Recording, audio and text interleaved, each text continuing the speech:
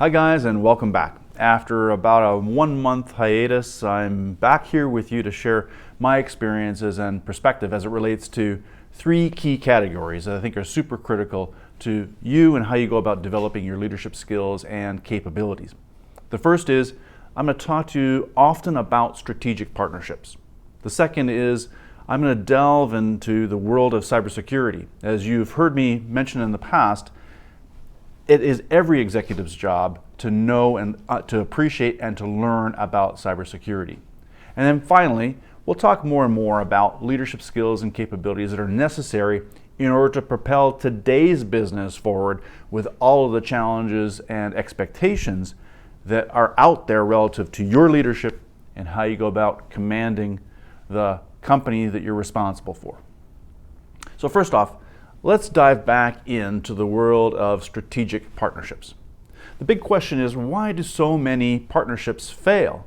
And I've, over my 30 years, been able to ascertain that a lot of the failure has to do with the individuals who are at the table negotiating the terms to the partnership. And that's one of the first challenges in and of itself, right? Is the fact that they're negotiating the terms to the partnership, as opposed to actually establishing a good, sound working environment before they start negotiating the terms. The fact of the matter is that partnerships, strategic partnerships, are a combination of human beings with the potentially and presumably a shared list of common interests and common objectives.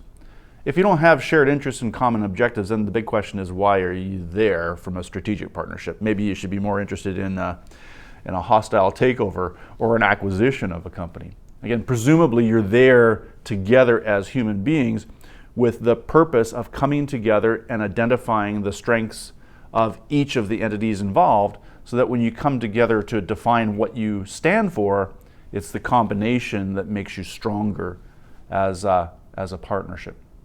So first is the people at the table. And I can tell you that through my experience, I actually worked for a CEO who was a billionaire at the time, and he would often scoff at the companies that were coming forward to present their technology and their skills and their interests in terms of entering into a partnership with the firm. And part of that had to do with an arrogance, if you will, about what the company represented. It didn't represent a view and a vision to the future about combining, again, the strengths of a variety of these entities to make sure that the company, the core, was strong for the future. So arrogance, you've got to be able to shuffle that to the side. Ego, you have to be able to shuffle that to the side and come together, obviously in a constructive fashion, understanding that you're representing your company, your interests, your history, as well as your vision and your culture looking forward, but come with an open mind and an open perspective as to what might transpire through your collaboration with that other partner or the entity that wants to enter into the partnership with you.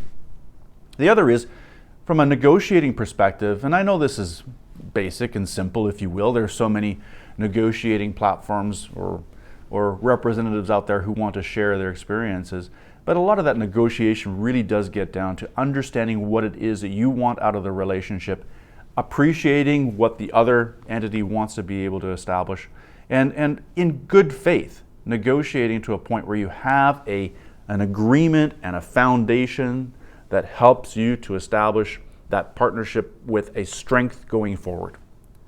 The next important ingredient to ensuring a good, sound strategic partnership, the one that endures for the future, is ensuring you actually have a plan of execution. How are you going to go about collaborating and coordinating to ensure that you have all of the aspects that are necessary identified for that collaboration, key success factors? And I can tell you again, through my 30 years of experience, how many times I've seen it where individuals come to the table with all the right reasons and all the exact amazing purpose around the partnership, but they have absolutely no clue about how to go about executing to perfection and how to go about actually assessing how you're progressing through that partnership to ensure that you are making tweaks and modifications along the way. Because again, nothing is ever perfect at once, but you have the opportunity to challenge yourself and your partner to ensure you're constantly looking about how to go about improving on a continuous basis.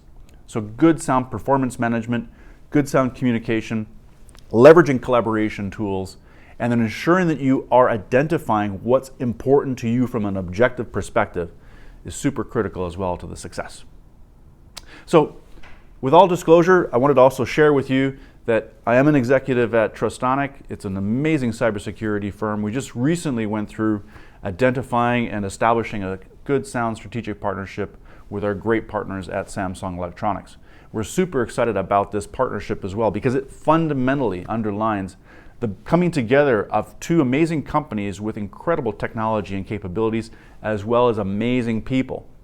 And it's that combination of technology and people with a good sound set of objectives and understanding as to where we want to take this business that really helps to underline the amazing potential that lies ahead for a strategic partnership such as this. And this is an incredible space as well, cybersecurity, and being able to provide solutions that can help protect and secure our customers' environment as it relates to incursions, as it relates to actually providing more value-added services and benefits to mobile network operators as an example, and more. So it's an incredible partnership that we've been able to establish.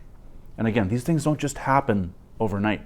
They come with purpose, they come with people, and they come ultimately with a combined set of objectives that you want to be able to establish. With that, thanks again for watching. I hope you've enjoyed. Don't forget to like, comment, and share below. And I look forward to talking with you again next time. All the best.